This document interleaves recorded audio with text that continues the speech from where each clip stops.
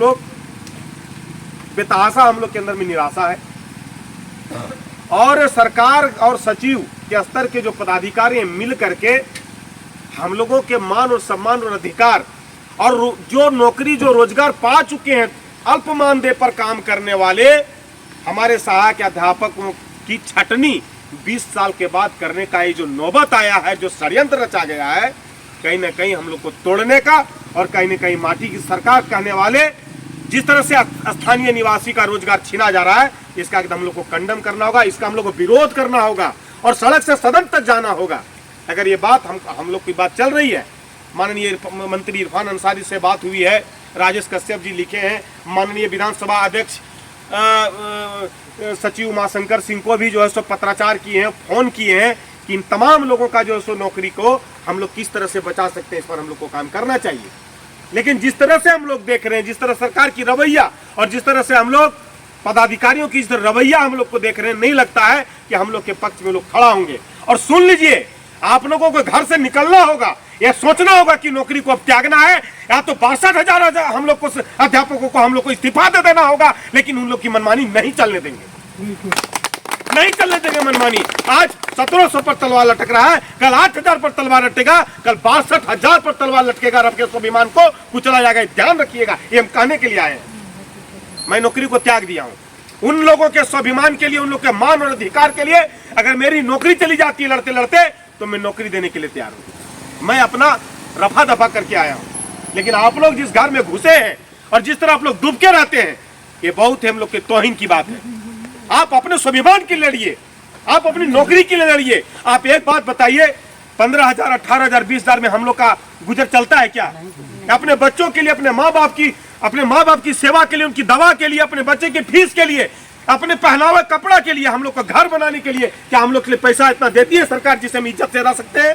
एक शिक्षक जिस राज्य में इज्जत से नहीं रह सके, अपना परवरिश नहीं कर सके, अपने माँ बाप और अपने बेटे की परवरिश, अपने बच्चे की परवरिश नहीं कर सके, जिस पैसे पर, जिस मानदेय पर लानत है वैसी सरकार पर और लानत है वैसी नौकरी पर।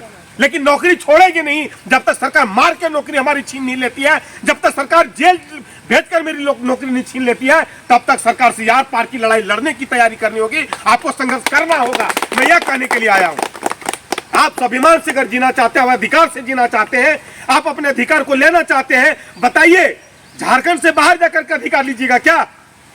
जब अपने झारखंड देश माटी की सरकार, जो मेरी सरकार है, जहां हमारा जन्म हुआ है, जहां हम मौलिक जिसको कहते हैं मूल निवासी है, अगर वहां अपने अधिकार को हम नहीं ले सकते हैं, जब वहां अपने अधिकार को हम अपना बचा नहीं सकते हैं, तो दूसरे राज्य में जाकर अपना अधिकार, अपना सेवा क्या दीजिएगा? हमको बता दीजिए।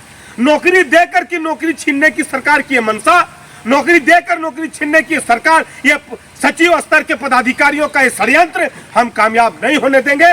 और वेतनमान की जो लड़ाई है, जो अनुकंपा की लड़ाई है, जो समान काम का समान वेतन की लड़ाई है, उस लड़ाई को जब तक हम हासिल करके प्राप्त नहीं करते हैं, एकदम चैन की नींद नहीं सोएंगे। ये याद रखिएगा, नेता आने वाला कल आप पर थूकेगा, आपको कहेगा कि लानत है तुम्हारे पर कि तुम यहाँ का मूलवासी होकर के, तुम पढ़े लिखे इंसान होकर के, तुम सहायक अध्यापक होकर के, तुम गटर का नाली की तरह तुम लोग काम किए हो। इसलिए आने वाला कल से बचिए, आने वाले दुत्कार से बचिए और अभी स्वाभिमान और अपने अधिकार को बचाने का कोशिश कीजिए।